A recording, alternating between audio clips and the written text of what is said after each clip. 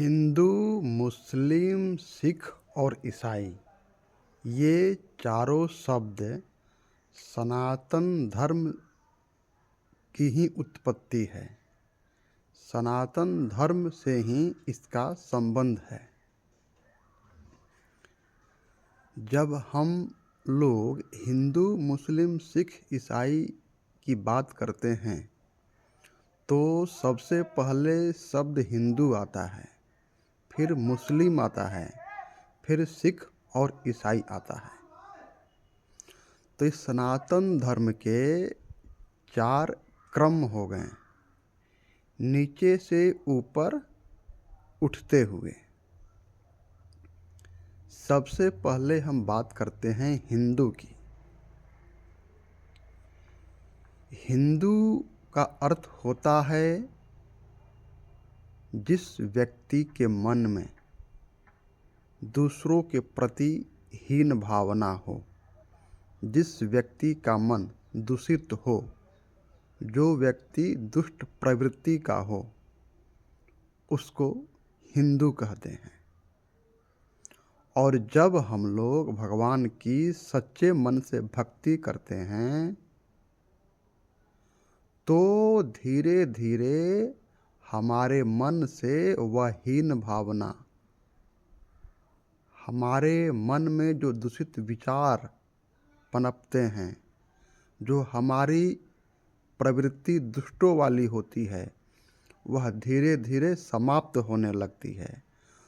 उस हीन भावना का अंत होने लगता है और हम सब हिंदू से एक क्रम ऊपर उठते हुए मुस्लिम हो जाते हैं। मुस्लिम का अर्थ होता है मन का शांत होना, गंभीर होना।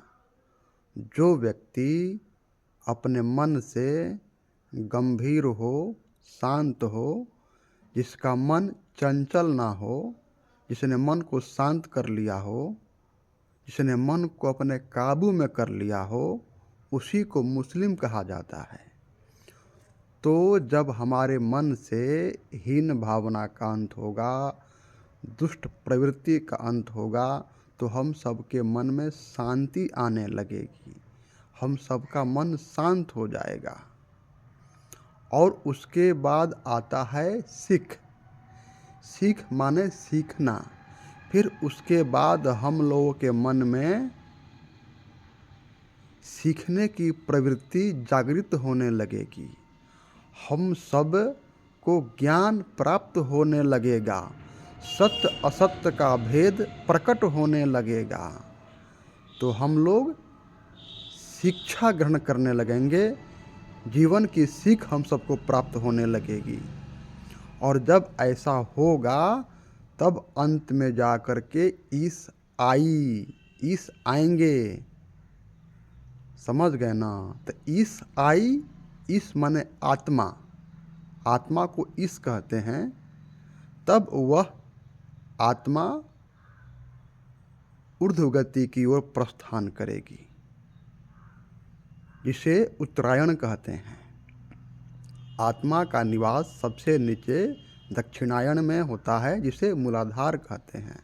और जब वहाँ से आत्मा ऊपर उठते हुए सिर की ओर जाने लगे, मन की ओर जाने लगे, तो उसी को उत्तरायण कहते हैं, ईस आई कहते हैं। यानी ईस आपके मन में वास करने लगेंगे, उसी को ईसाई कहा जाता है।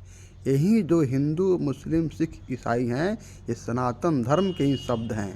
और सनातन धर्म जो है सत्य का धर्म होता है, सत्य को धारण करने का धर्म ही सनातन धर्म होता है। सत्य कहते हैं आत्मा को, और आत्मा मन का धन है, मन के धन को धारण करना ही धर्म कहलाता है। तो सनातन धर्म का यही रहस्य है। तो हिंदू, मुस्लिम, सिख, ईसाई ये हम सबको क्रमानुसार ऊपर उठना है। इस रहस्य को समझिए, जानिए, और अपने मन से जो हीन भावना है रखे हुए लोगों के प्रति, उसको दूर भगाइए।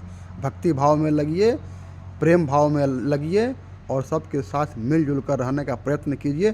फिर आपको ये रहस्य अपने आप उजागर होने लगेगा, समझ में सारी बात आ जाएगी।